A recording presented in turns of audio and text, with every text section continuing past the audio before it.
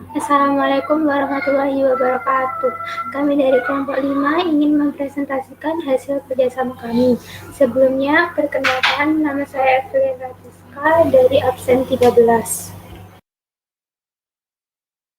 Perkenalkan, saya Felicia Nesya dari absen 14.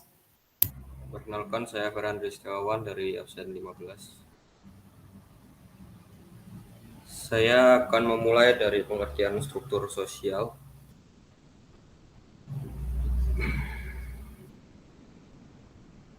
Struktur sosial berasal dari bahasa Latin yang berarti menyusun atau membangun. Pada dasarnya, istilah struktur diartikan sebagai susunan terhadap suatu yang memiliki bagian-bagian dan membentuk suatu susunan, yang berarti struktur sosial adalah suatu tatanan atau susunan dalam masyarakat.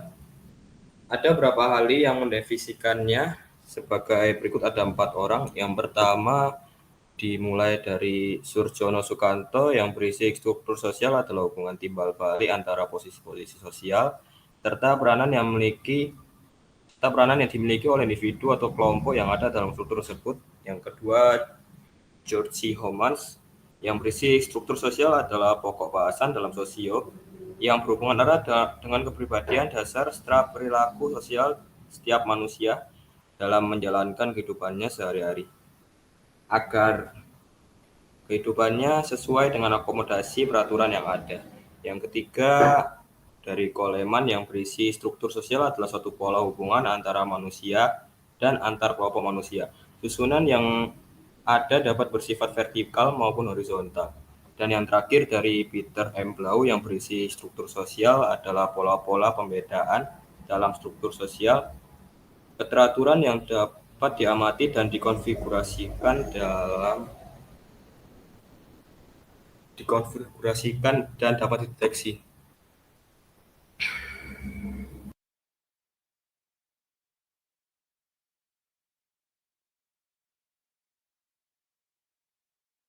Selanjutnya adalah fungsi struktur sosial yang berisi satu sebagai dasar untuk menanamkan suatu disiplin sosial, dan kedua sebagai pembelajaran bagi individu mengenai struktur yang ada dalam masyarakat, ketataan atau kebiasaan, dan yang ketiga adalah sebagai ciri atau karakteristik dari kelompok yang ada dalam masyarakat.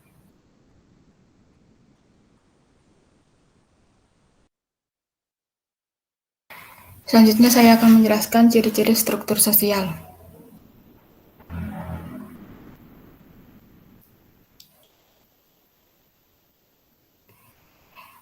Yang pertama, selalu berkembang dan dapat berubah. Maksudnya adalah struktur sosial itu terdiri dari kelompok-kelompok masyarakat. Ketika kita berhubungan dengan masyarakat atau sosial, tentu tidak ada yang stagnan, pasti ada perubahan dan perkembangan. Bisa dikarenakan berbagai faktor. Yang kedua, memiliki dimensi vertikal dan horizontal. Kelompok sosial dalam struktur sosial memiliki berbagai dimensi. Jika berada di posisi vertikal atau stratifikasi sosial, mereka tidak pernah setara. Sedangkan jika berada di posisi horizontal atau diferensi sosial, mereka dianggap sama atau setara. Yang ketiga, memiliki cakupan yang luas.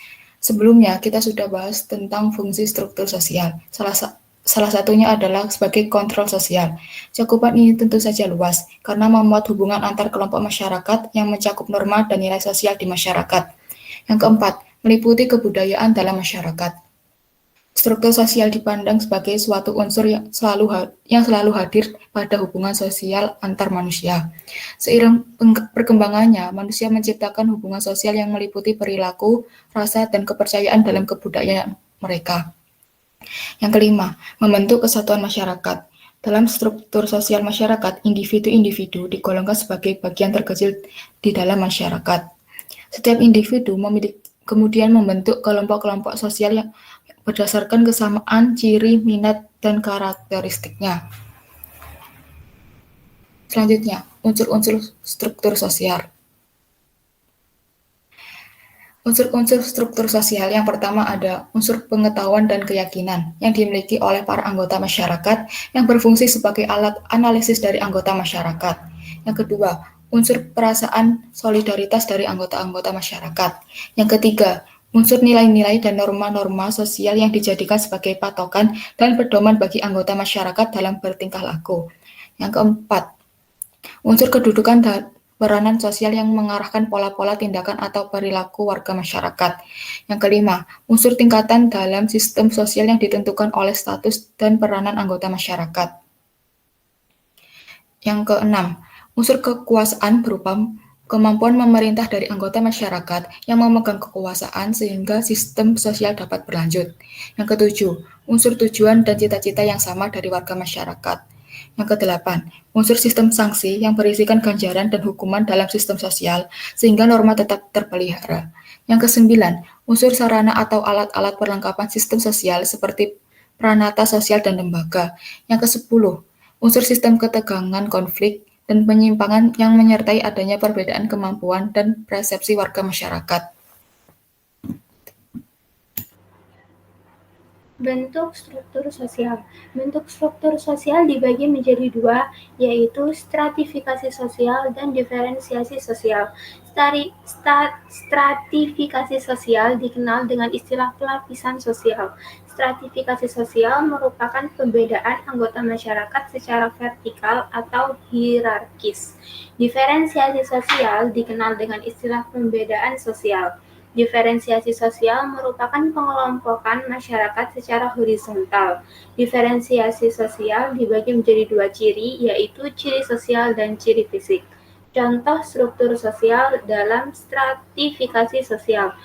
1. Pekerjaan kantoran dengan jabatan tinggi pada suatu perusahaan pada suatu perusahaan mendapat anggapan sukses dan terpandang, maka dari itu ia menduduki kelas sosial atas, sedangkan individu dengan status pengangguran dan tidak berpenghasilan cenderung dipandang lebih rendah dan mendukung kelas sosial bawah.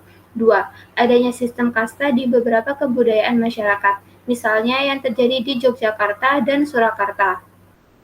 Masyarakat Yogyakarta dan Surakarta menganut sistem kasta yang terlihat dari pembagian tingkatan kelas sosial masyarakat yang ada dalam wilayah kekuasaan kerajaan. Tingkat kelas paling tinggi adalah kaum bangsawan, yang terdiri dari raja dan keturunannya, hingga keluarga yang masih ada ikatan darah. Tingkat kelas sosial di bawahnya adalah agamawan, kemudian tingkatan yang paling rendah adalah buruh, petani, dan pedagang. Contoh struktur sosial dalam bentuk diferensial sosial. Pertama, ciri sosial. Contohnya, dengan membandingkan profesi presiden dan tukang pel. Manakah pekerjaan yang lebih penting di antara kedua pekerjaan tersebut? Tentu saja dua-duanya penting karena masing-masing memiliki fungsi dan tugasnya yang berguna bagi masyarakat luas. Yang kedua, dalam ciri fisik. Contohnya, orang yang terlahir dengan kulit putih tidak bisa dianggap lebih unggul dibandingkan dengan orang yang terlahir dengan kulit hitam. Masing-masing warna kulit memiliki hak dan kedudukannya dalam masyarakat dan memiliki nilai yang sejajar di mata masyarakat. Sekian dari kelompok kami presentasinya. Maaf jika ada salah kata. Wassalamualaikum warahmatullahi wabarakatuh.